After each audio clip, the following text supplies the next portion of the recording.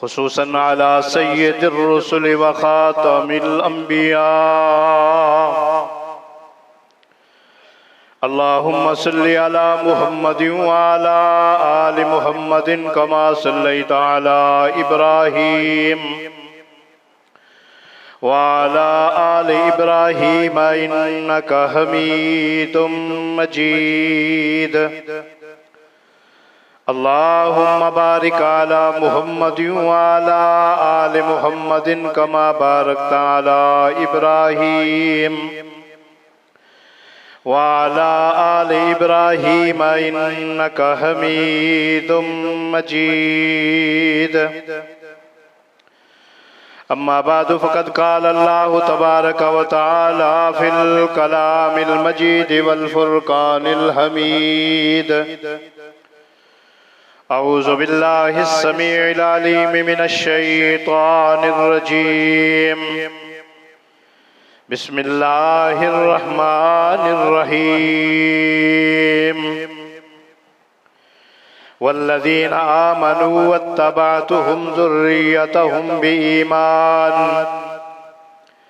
बिईमानिन अल्हक़ना बिहिम ज़ुर्रिय्यतहुम वमा अलतनाहुम मिन अमलिहिम मिन शैइन कुल्लु इम्रिइन बिमा कसब रहीन। सदक़ल्लाहुल अज़ीम व बल्लगना रसूलुहुन नबियुल करीम व नहनु अला ज़ालिका लमिनश शाहिदीन वश्शाकिरीन वल्हम्दुलिल्लाहि रब्बिल आलमीन।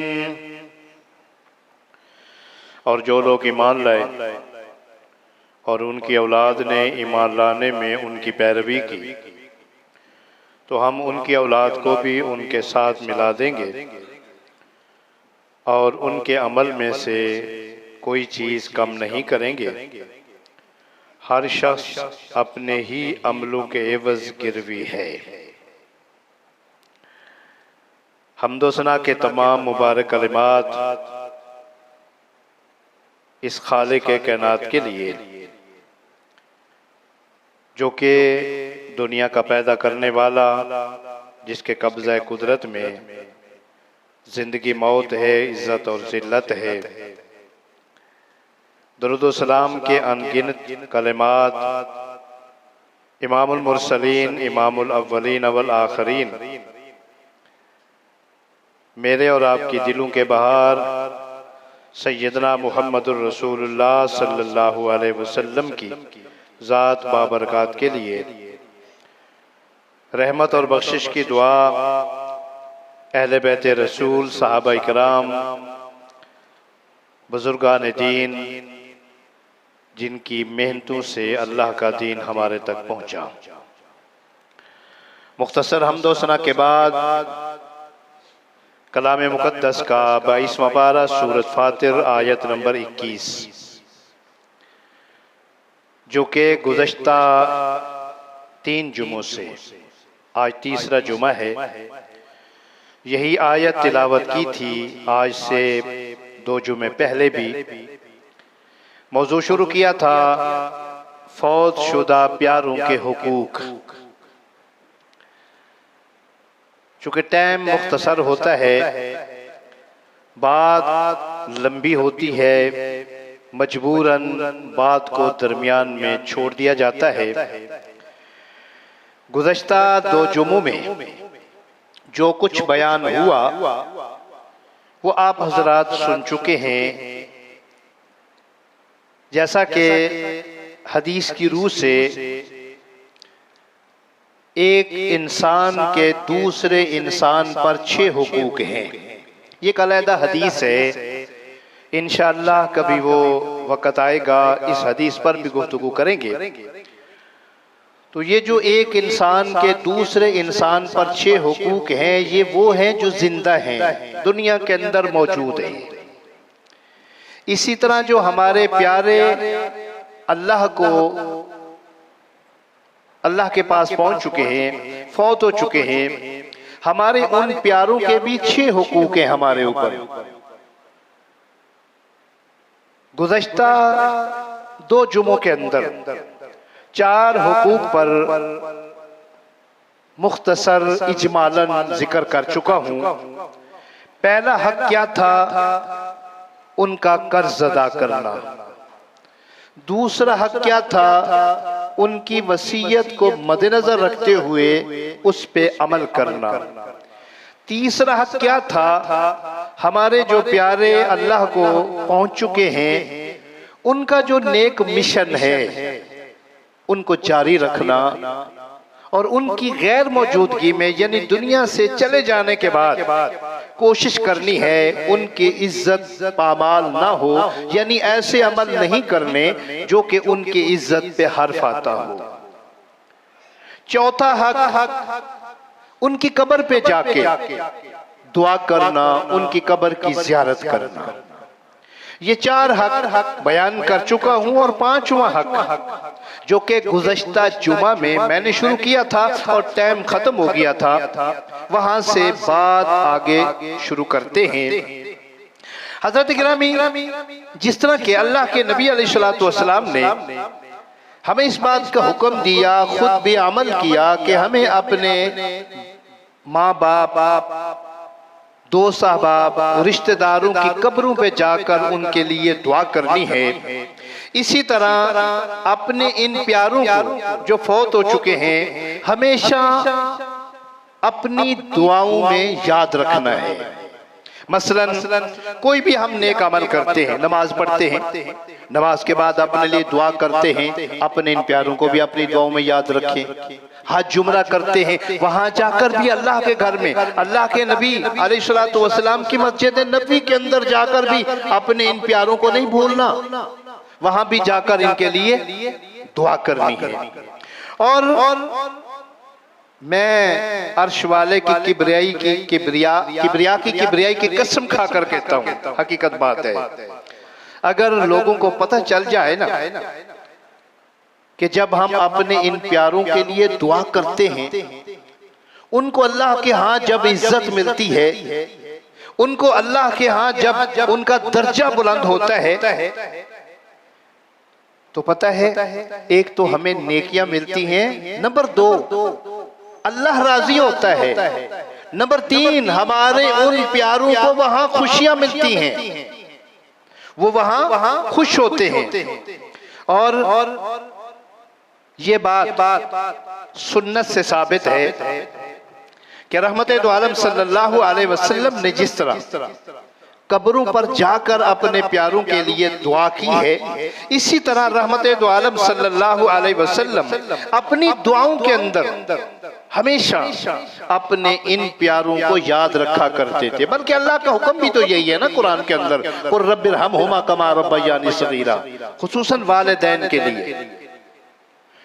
ये तो वालिदैन के लिए है, लेकिन हमारे आम जो मोमिन हैं, मुसलमान भाई हैं, अल्लाह के नबी अलैहिस्सलातु वस्सलाम के अल्फाज अल्लाहुम्मा फ़िर लना वलिल मोमिनीन वल मोमिनात वल मुस्लिमीन वल मुस्लिमात, और कुरान के अंदर अल्लाह इरशाद फरमाते हैं रब्बना ग़फ़िर लना वल इख़्वानिना अल्लज़ीना सबक़ूना बिल ईमान। अल्लाह से इल्तिजा करते हैं, या अल्लाह जो हमारे प्यारे ईमान की हालत में अल्लाह तुझे जा मिले हैं, मौला करीम उनकी मग़फ़िरत फरमा। ये अल्लाह का हुक्म है। इमामुल फुक़हा सैयदना हज़रत अबू हुरैरा रज़ियल्लाहु ताला अन्हु, आमना के लाल, पैकर हुस्न जमाल, रसूल कायनात सैयदना मुहम्मदुर रसूलुल्लाह सल्लल्लाहु अलैहि वसल्लम का इरशाद गिरामी नकल करते हैं, फरमा इन्नर रजुल ला तुरफ़अु दरजातुहु फिल जन्नह।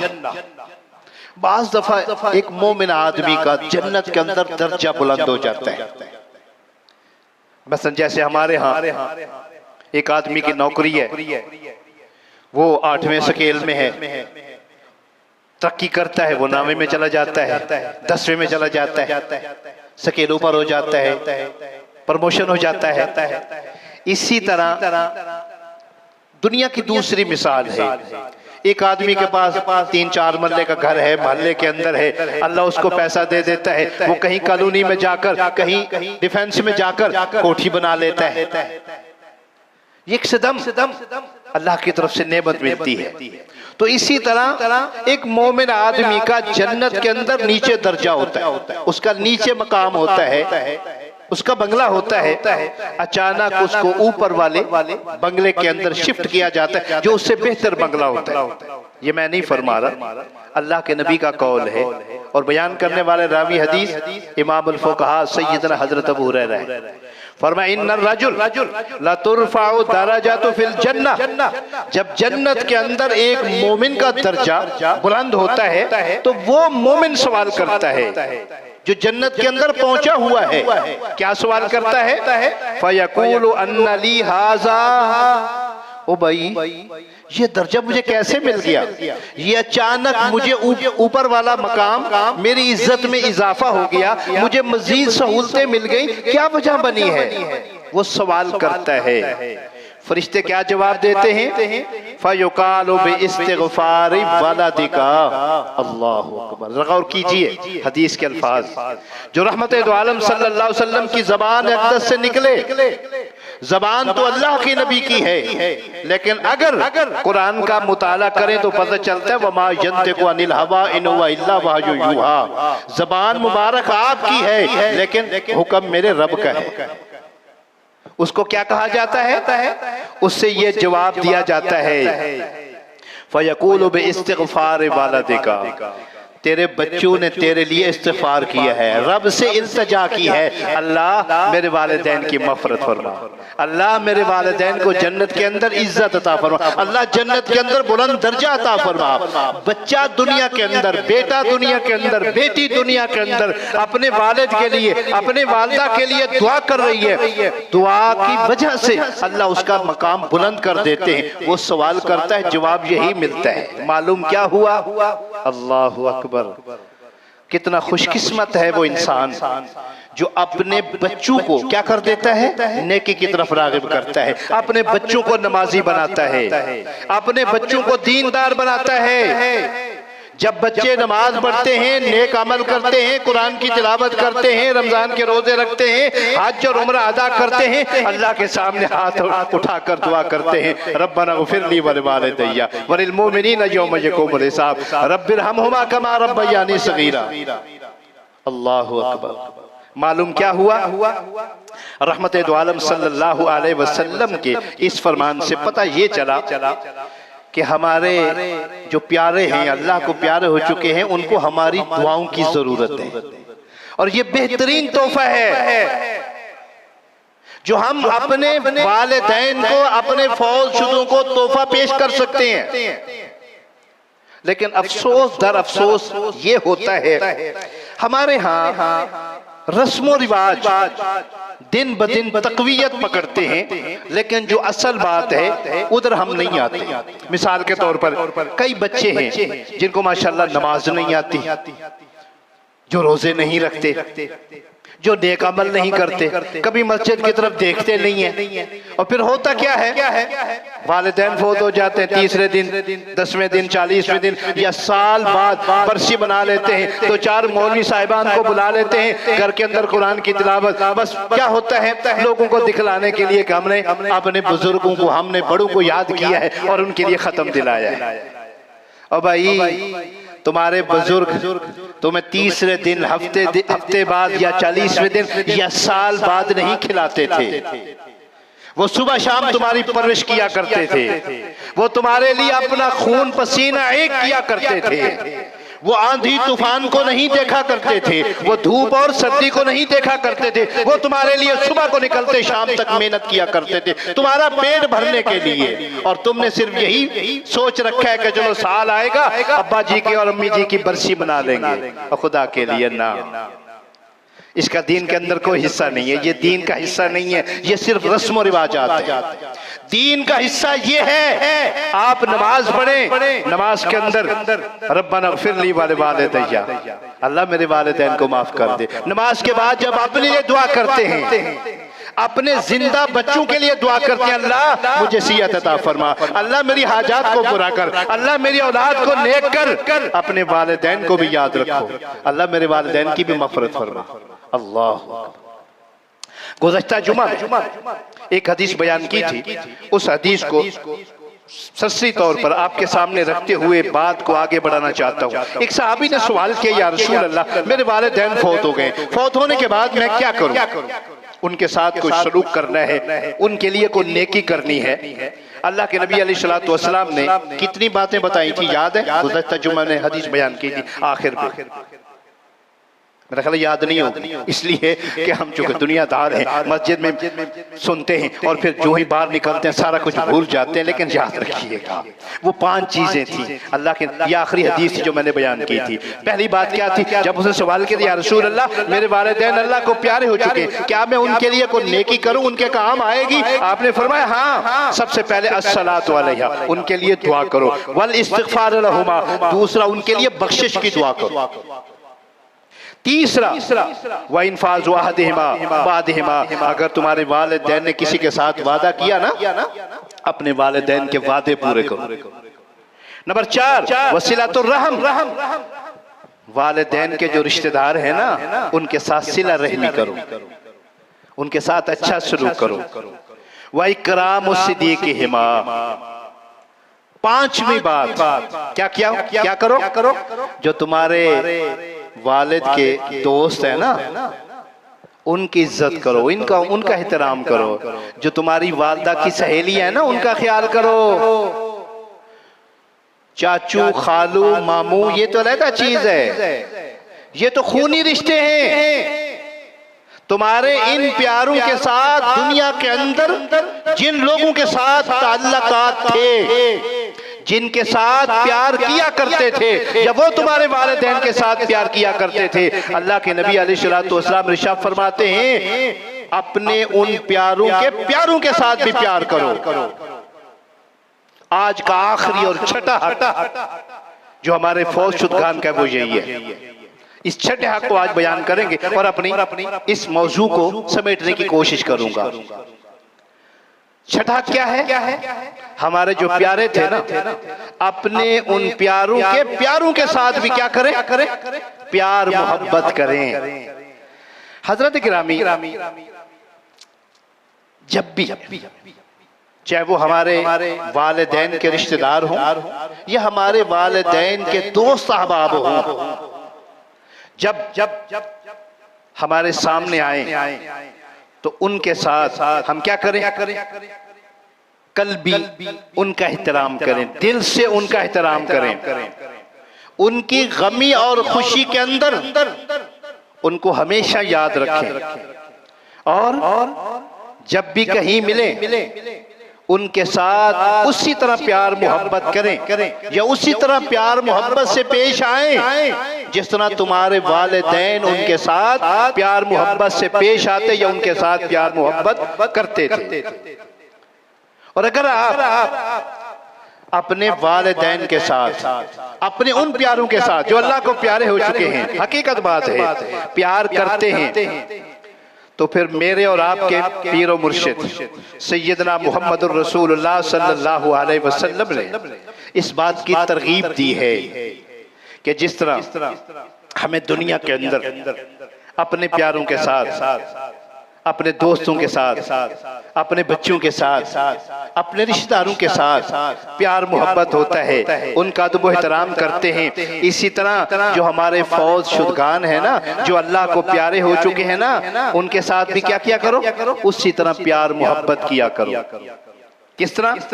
सैयद आयशा सिद्दीका रज़ी अल्लाह ताला अन्हा फरमाती हैं कि सैयदा खतीजा पर मुझे रश्क आता था। क्यों? जब भी कोई खुशी का मौका होता, अल्लाह के नबी अलैहिस्सलातु वस्सलाम हमेशा अपनी खतीजा को याद रखते। खतीजा कौन थी? आपकी बीवी थी।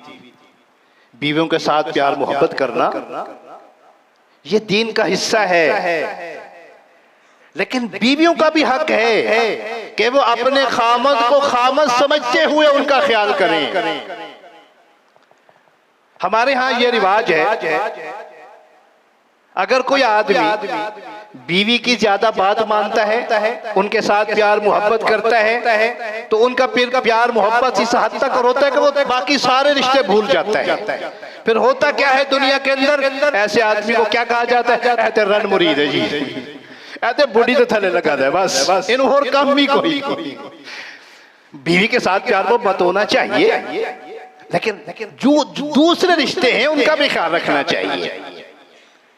इसलिए रहमत दो आलम सल्लम ने बताया कि एक अहम रिश्ता है, ये सिर्फ दुनिया तक नहीं है, दुनिया से जाने के बाद भी ये रिश्ता कायम रहता है। फिर बड़े अफसोस की बात एक और भी है, जो हमारे अंदर एक रिवाज है, वो क्या है, बीवी फौत हो जाए ना तो अक्सर खासकर ये जो माशाल्लाह हमारे सुन्नी हजरात है ना, वो बीवी के करीब नहीं जाने देते मर्द को, यहाँ तक के मुंह भी नहीं देखने देते, उसके जनाजे को हाथ नहीं लगाने देते। क्यों? वो गैर महरम है जी, और फिटे मुंह तो सारी जिंदगी इकट्ठी रहे हो, हुण की गैर महरम हो गई है, और शर्म हया करो। बीवी फौत होने के बाद भी वो बीवी है।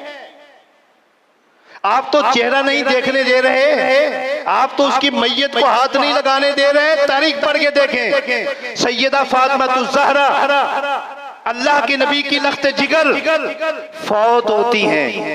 पता है गुस्ल कौन देता है? सैयदना अली गुस्ल देते हैं अपनी बीवी को। जब एक मर्द अपनी बीवी को गुस्ल दे सकता है, क्या वो उसका चेहरा नहीं देख सकता? बेदीनी लाइल्मी जहालत। फिर मजे की बात यह है कि अगर औरत मर्द भी फौत हो जाए ना,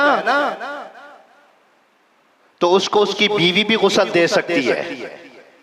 खलीफा अव्वल अल्लाह के नबी के बाद किसी का मर्तबा और मकाम है तो वो कौन है? सैयदना अबू बकर सिद्दीक। और फौत होते हैं तो गुस्ल कौन देता है? तारीख पढ़ के देखें, उनकी बीवी गुस्ल देती है। और आप कहते हैं कि एक दूसरे का मुंह नहीं देख सकते, निकाह टूट जाता है।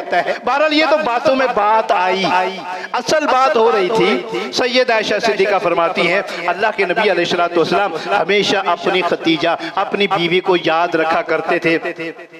एक दिन, और जैसे बीवियों को होता है ना शौकुनों के साथ, कुछ फितरती बात है, अगर खामद एक बीवी की तारीफ करते तो दूसरी बीवी फितरतन जलती है। अच्छा, उसकी तारीफ कर रहा है। हमारे यहाँ तो ये है ना कि किसी की दूसरी बीवी हो तो खामद आगे पीछे हो तो कोई पूछने वाला पूछे किथे गया जे मियां साहब, उस माँ को लोएगा दूसरी को लो। ठीक है, साढ़े यहाँ रिवाज नहीं, वो उसकी बीवी है, जिस तरह तेरा हक है उसका भी हक है। 12 सैयद आयशा फरमाती है मुझे रश्क था, तो एक दिन मैंने कहा या रसूल अल्लाह सल्लल्लाहु अलैहि वसल्लम, ऐसा लगता है कि खतीजा के अलावा दुनिया के अंदर और औरत ही कोई नहीं है। आप जब भी होता है खतीजा का नाम लेते हैं। अब जरा हदीस के अल्फाज पर गौर कीजिए। अम्मी जान मेरी और आपकी रूहानी माँ सैयद आयशा सिद्दीका रज़ी अल्लाह अन्हा फरमाती हैं कानन नबी सल्लल्लाहु अलैहि वसल्लम युक्सिरु ज़िक्रहा, हमेशा आप जिक्र फरमाया करते थे। किसका? अपनी प्यारी बीवी हज़रत खतीजा का। वरुब्बमा ज़बह शात, यहाँ तक के कभी कभार कुर्बानी के मौका पर जब आप कोई बकरी ज़िबा करते कुर्बानी के लिए, या आगे पीछे कहीं सदके खैरात के लिए कहीं कुर्बानी बकरी ज़िबा करते, तो फरमाती हैं सुम्मा युकत्तिउहा अज़ाअन, सबसे पहले उनका गोश्त बनाते, गोश्त बनाने के बाद सुम्मा यबासुहुमा फी सदाए के खतीजा, सबसे पहले हजरत खतीजा की सहेलियों को भेजते, अपने गुलामों को कहते जाओ मेरी खतीजा की फलां सहेली को देकर आओ, जाओ ये मेरी खतीजा की फलां सहेली को देकर आओ। सैयद आयशा फरमाती हैं फरुब्बमा कुल्तु लहू, एक दिन मुझे रश्क आया तो मैंने कहा या रसूल अल्लाह सल्लम कन्नहु लम यकुन फिद दुनिया इमरातुन इल्ला खतीजा, ऐसे लगता है दुनिया के अंदर सिर्फ एक ही औरत थी, वो सिर्फ खतीजा थी, दुनिया के अंदर और औरत ही कोई नहीं है। अल्लाह अकबर। जरा गौर कीजिए, इमामुल अंबिया सैयदुर रसूल फरमाते हैं यकूल इन्नहा कानत, ऐशा वाकई ऐसा ही है, मेरे लिए खतीजा जैसी दुनिया के अंदर और औरत ही कोई नहीं है। इसको कहते हैं प्यार मोहब्बत। ये प्यार मोहब्बत क्यों था? खदीजा ने आपने आपको अपना सरताज समझा, इसलिए आपको भी खदीजा के साथ प्यार था। हजरत गिरामी बात ये हो रही थी कि रहमत दो आलम सल्लल्लाहु अलैहि वसल्लम ने अपनी बीवी खदीजा की सहेलियों को भी क्या किया? हमेशा याद रखा, उनके साथ प्यार मोहब्बत किया। क्यों प्यार मोहब्बत किया? इसलिए किया कि वो खदीजा के साथ प्यार मोहब्बत करती थी। तो हमारे प्यारों का छठा कौन सा है? हमें अपने माँ बाप या जो हमारे बहन भाई उनके साथ जो प्यार करने वाले हैं दुनिया के अंदर, हमें उनको भी प्यार की नजर से देखना चाहिए, उनके साथ भी प्यार मोहब्बत करना चाहिए। अब मैं आपसे सवाल करता हूं, जब अल्लाह के नबी अलैहिस्सलातु वस्सलाम ने अपने प्यारों के साथ भी प्यार किया, और वो भी उनके जो दोस्त अहबाब थे, उनकी जो सहेलियां थी खदीजा की, उनके साथ प्यार मोहब्बत किया। अब आप खुद अंदाजा लगा सकते हैं, माँ बाप के जो करीबी रिश्तेदार होते हैं, मसलन भाई बाप के जो भाई होते हैं, वो चाहे चाचा है, वो ताया है, बाप की जो बहनें होती हैं, इसी तरह माँ के जो भाई होते हैं, माँ की जो बहनें होती हैं, आगे बाप के जो भतीजे होते हैं, भतीजियां होती हैं, माँ की जो भांजियां और भांजे होते हैं, उनके साथ अगर प्यार मोहब्बत करेंगे तो फिर कितना अल्लाह राजी होगा, कितना अल्लाह रब्बुल इज्जत के हाँ हमारे उन प्यारों को भी खुशी मिलेगी जो अल्लाह के पास पहुंच चुके हैं। इसलिए हजरत गिरामी, आज अगर तुम्हारी दहलीज पर, तुम्हारे दरवाजे पर तुम्हारे उन प्यारों का जो अल्लाह के पास पहुंच चुके हैं, को प्यारा तुम्हारे दरवाजे पे आता है, तो तुम्हारा हक बनता है उनको उसी तरह प्यार मोहब्बत दो जिस तरह तुम्हारे वालिदैन प्यार मोहब्बत दिया करते थे। अगर ऐसा नहीं है, अगर आप समझते हैं कि ये हमारे ऊपर बोझ है, जैसे दुनिया के अंदर रिवाज, हकीकत बात है, हम अपने रिश्तेदारों को क्या समझते हैं? बोझ समझते हैं। खुसूसन ऐसे लोग जो बेचारे गरीब हैं, रिश्तेदार गरीब हैं, जब हमारे घर की तरफ आते हैं, कदम रखते हैं हमारी दहलीज पर, तो क्या होता है? हमारे चेहरे बदल जाते हैं। लेकिन मैं ये बात हकीकत पर मबनी कह रहा हूं, अगर आपकी दहलीज पर आपके प्यारों का कोई प्यार आता है और आप अपनी पेशानी पे सलवट करते हैं, अपनी पेशानी पे बल लाते हैं, आपकी पेशानी पे गुस्सा आता है, तो अल्लाह की कसम उठा कर कहता हूं आप कम ज़र्फ भी है, आप कमीने भी हैं। ये मैं नहीं कह रहा, अल्लाह के नबी का फरमान। अगर आप उनके साथ प्यार मोहब्बत नहीं करते तो कम ज़र्फ भी है और कमीने भी हैं। क्यों? आपके बड़ों को इनके साथ प्यार था, लेकिन आप अपने बड़ों की लाज नहीं रख रहे। इसलिए मैं ये बात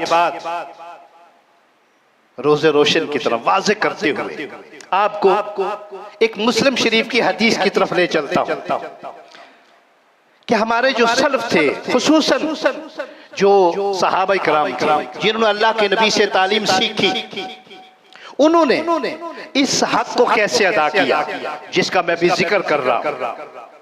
मसलन उन्होंने अपने वालिदैन के साथ जो प्यार करने वाले थे, उनके साथ कितना प्यार मोहब्बत किया, कितना अदब एहतराम किया। जब उनके दरवाजे पे पहुंचे तो वो क्या करते? जब कहीं सफर में उनसे मुलाकात होती तो वो क्या करते? मुस्लिम शरीफ की रिवायत है, हदीस को बयान करने रावी हदीस अब्दुल्ला बिन दिनार हैं रहमतुल्लाह अलैह। एक बात और बताता चला जाऊं, बातों में बात निकल आती है।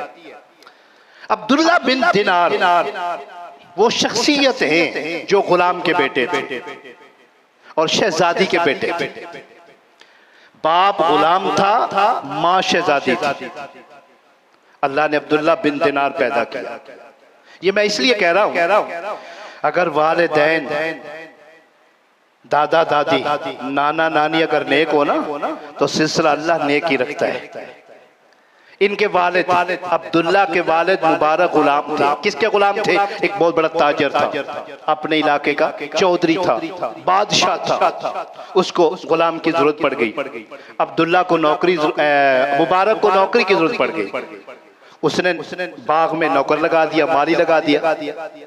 एक दिन मालिक बाग में गया, मुबारक को कहने लगा रहमतुल्लाह अलैह को, जाओ अनार लेकर आओ जो मीठा हो, मीठा अनार हो, मुझे जूस निकाल के दो। हजरत मुबारक गए, जूस निकाल के लाए, लेकिन जूस क्या था? कड़वा था। जूस में कड़वाहट थी, वो अनार मीठा नहीं था। उसने फिर दोबारा कहा, मैंने तुम्हें कहा मीठा लेकर आओ और तुम कसीला लेकर आ गए हो। वो दोबारा गए, दोबारा लेकर आए, लेकिन उसका भी मजा कोई इतना ठीक नहीं था। तो मालिक कहता है इतने दिन हो गए या इतने महीने हो गए, मैंने तुम्हें बाग का माली बनाया हुआ है और अभी तक तुझे ये नहीं पता कि मीठा कौन सा है और कसीला कौन सा है। मुबारक रहमतुल्लाह अलैह फरमाने लगे, नहीं जी मुझे नहीं पता। कहने लगे क्यों? आप बाग के माली हो? कहने लगा जी मैं बाग का माली जरूर हूँ, आपने मुझे बाग की रखवाली के लिए रखा हुआ है, आपने ये नहीं कहा कि बाग का फल भी खा लेना। अल्लाह अकबर। इसलिए मुझे नहीं पता कौन सा मीठा है कौन सा कड़वा, मैंने कभी चखा ही नहीं है। अल्लाह अकबर।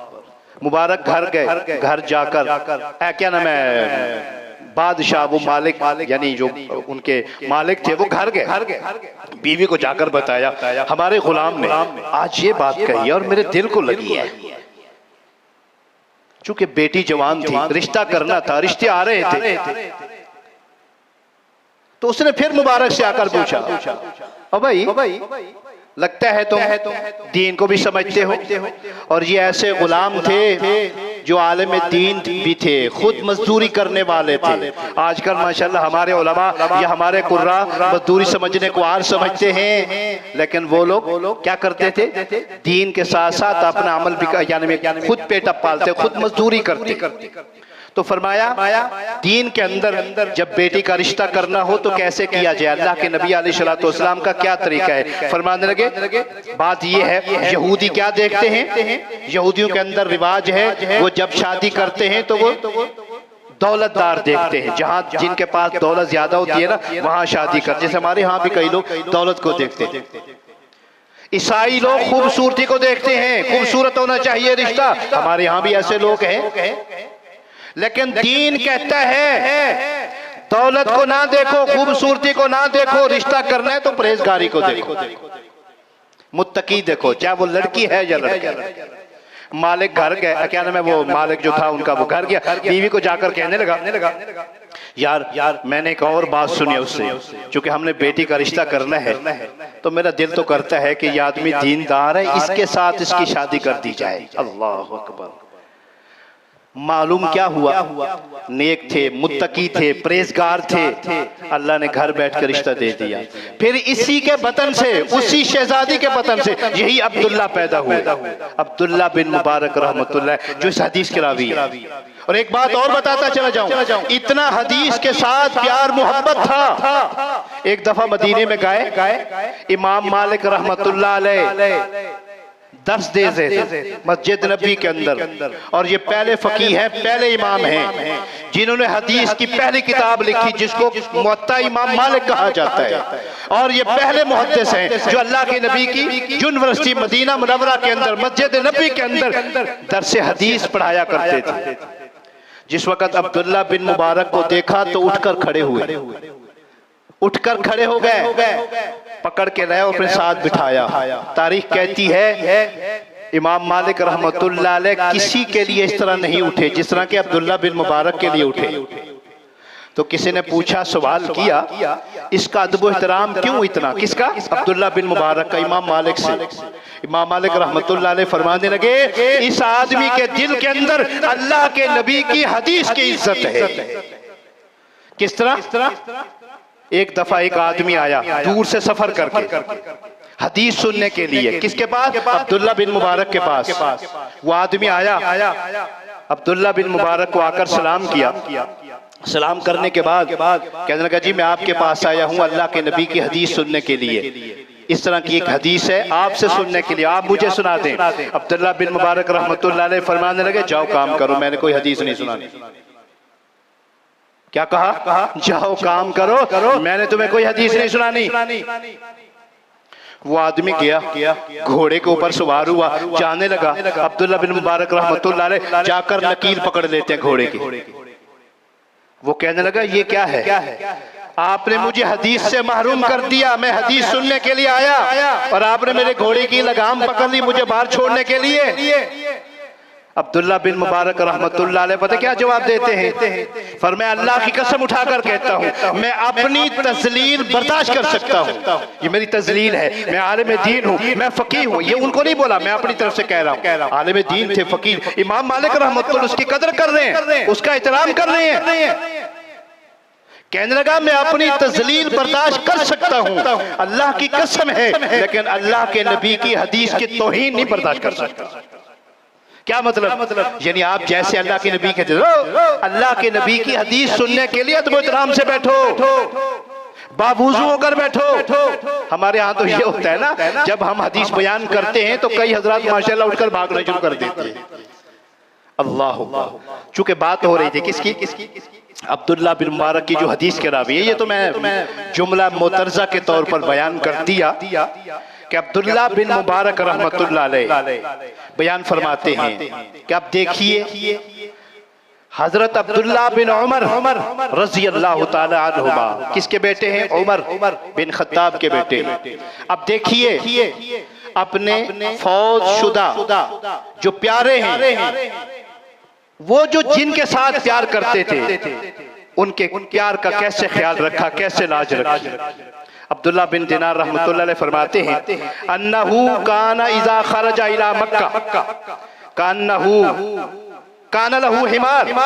अब्दुल्लाह बिन उमर रज़ी अल्लाह ताला अन्हु का ये तरीका कार था, जब वो निकलते सफर के लिए मक्का की तरफ जाते या कहीं और सफर के लिए जाते तो वो क्या करते? एक तो उनके पास ऊंट होता था और साथ वो घोड़ क्या नाम है गधा भी ले लेते थे। गधा क्यों लेते थे? यतवर्रहु अलैहि इज़ा मल्ला रकूबर राहिला, कि जब वो ऊंट पर सवारी करते करते थक जाते ना तो फिर गधे के ऊपर सवार हो जाते। ऊंट की सवारी और गधे की सवारी में फर्क है।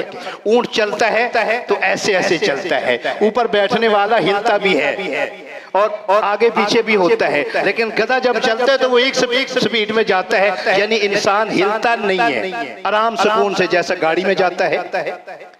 तो वो अब्दुल्लाह बिन उमर रज़ी अल्लाह ताला अन्हु साथ गधा लिया करते थे। क्यों? आराम के लिए, जब थक जाऊंगा गधे के ऊपर सवार हो जाऊंगा। फिर व इमामतन यशतुद्दु बिहा रासहू, अपने पास एक पगड़ी भी रखा करते थे। जब धूप वगैरह होती तो पगड़ी बांध लिया करते थे ताकि धूप से बचा जाए। जैसा कि आजकल के दौर में हम लोग भी क्या करते हैं, धूप से बचने के लिए छतरी ले लेते हैं या कोई कपड़ा ले लेते हैं। अब्दुल्लाह बिन दिनार रहमतुल्लाह अलैह फरमाते हैं फबैना हुआ यौमन अला ज़ालिकल हिमार इज़ा मर्र बिही आराबिश, सफर में जा रहे थे, गधे पर सवार थे, एक देहाती को देखा, देहाती गुजर रहा है, पैदल चल रहा है। अब्दुल्लाह बिन उमर रज़ी अल्लाह ताला अन्हु की नजर पड़ी। जब नजर पड़ी तो फकाला अलस्ता इब्न फुलान, उस एराबी को बुलाकर पूछा क्या तू फलां का बेटा है और फलां का पोता है? वो देहाती कहने लगा जी काला नाम, हाँ बिल्कुल ऐसा ही है, फलां मेरा बाप है और फलां मेरा दादा है। हजरत अब्दुल्लाह बिन उमर रज़ी अल्लाह ताला अन्हु क्या करते हैं? फ़आताहुल हिमार, गधा उसके हवाले कर देते हैं। फरमाते हैं इरकब हाज़ा वल इमामा, ये लो गधा, इसके ऊपर सवार हो जाओ और अपना अमामा, अपनी पग उसको दी और कहने लगे उश्तुद बिहा रासका, इसको अपने सर के ऊपर बांध लो। किससे बचने के लिए? गर्मी से बचने के लिए। अब जरा गौर कीजिए, सवाल किया फलां का बेटा है तो फलां का पुत्र, कहने लगे हाँ जी, लो जी ये गधा ले लो मेरी तरफ से और ये पगड़ी भी ले लो, गधे के ऊपर सवार हो जो पगड़ी बांध लो।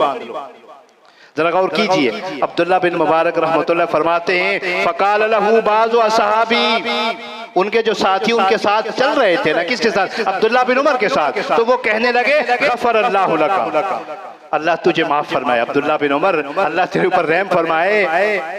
आतईता हाज़ल आरबी, आपने एक देहाती को ये दे दिया। हिमारन गदबी कुंत तरफ़ाहु अलैहि, हालांकि वो आपकी सवारी के लिए था, आपके आराम के लिए था। वह इमामत कुंत तशुद्दु बिहा रासका, और ये जो पगड़ी थी आप सर पे बांधा करते थे, आपको गर्मी से बचाने के लिए था। ये दोनों चीजें आपने उसको दे दी हैं।